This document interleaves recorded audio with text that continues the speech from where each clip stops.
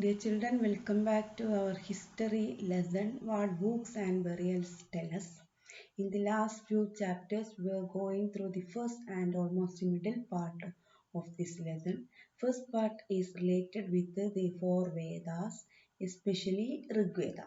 You know, this throughout this lesson we are going through the early Vedic period, which is the early Veda, Rig Veda, the first Veda, most important Veda, and then we were shifting over what was their lifestyle, how was these people described. There were four sections of the people: Rajas, Vish or Jena, Aryans, and what was the fourth section of the people that were dasas or dasis or slaves, and what are the differences between the life of the rajas and the life of the common people. Common people were living in huts and all rajas were living in big homes. Rajas were free but common people were not free, and rajas were rich, common people were poor, and rajas were given participation in war and rituals, means religious practices, but common people were not given any freedom. And mm, after that we were going through two types of language family: Indo-European language family and Dravidian language family. Dravidian language family, there comes certain South Indian languages. Indo-European family language or language family comprises of certain European languages and certain important Indian languages. And after that, we were going through the occupation of the people. Occupation of the people were mainly two. One was cattle rearing and another was vegetables and fruits, vegetables and grains. Which were the grains? Yes, pulses, rice, peas, etc., millets, etc.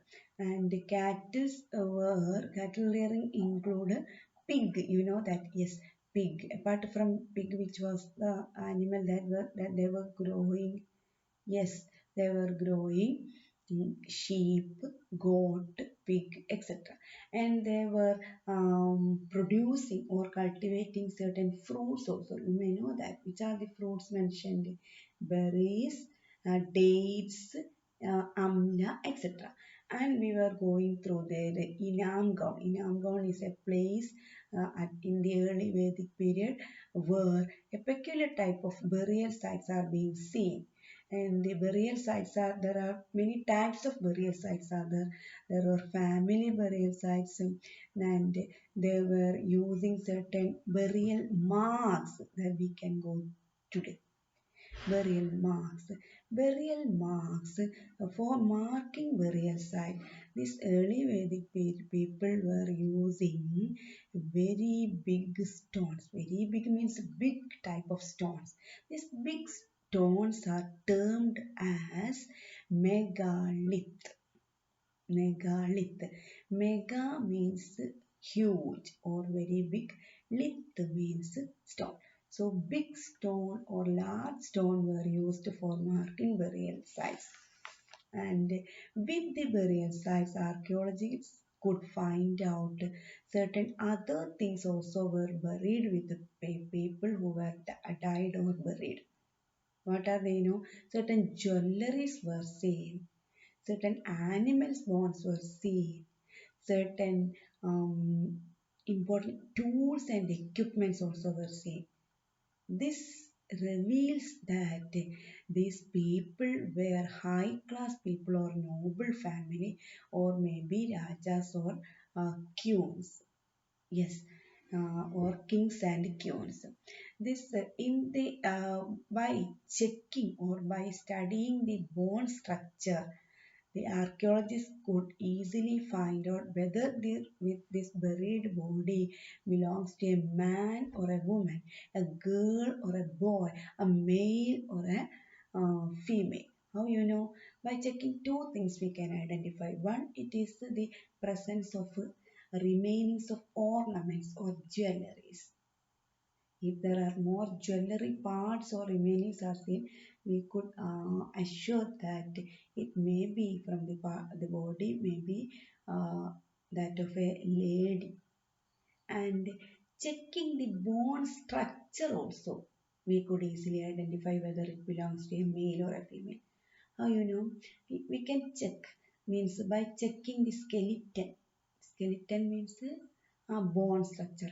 This bone structure when the hip part, which is the hip part, yes, that is pelvic area. When the pelvic area is found to be larger, then we can ensure that it belongs to the body of a lady or female or a girl or a woman. Okay, and this is points out that it points out to a scientific part, that means skeleton of human body. You might have heard about a important physician, a scientist lived in this period in ancient India. His name was Charagan. What was the name of this physician? Charagan. This Charagan was writing a very famous medical book, a medical account. What was its name of that book that Charagan was writing? It is called Charaka Samhita. What was the name? Charaka Samhita. In this book called Charaka Samhita, Charaka was writing or mentioning that there are almost 360 bones in human body. Can you believe this? Is it credible or incredible? Incredible. We know, or you might have studied that there are 206 bones in human body, but Charaga says that there are 360 bones. How you know? There is a reason. The reason this Charaga was including our teeth, our nail, and our joints also. Many joints are there in human body. Yes, all these joints, all teeth, all nails were also considered in the category of bones by Charaka. In which book? Charaka Samhita. Okay, got it? Any doubts? Okay, by this lesson is coming to an end. But in every chapter there will be in history, there will be an elsewhere section we are going to study now. Elsewhere, what we are doing commonly, yes, what was happening in India at that time, we are comparing that events with that of the happenings or the political study of certain other countries.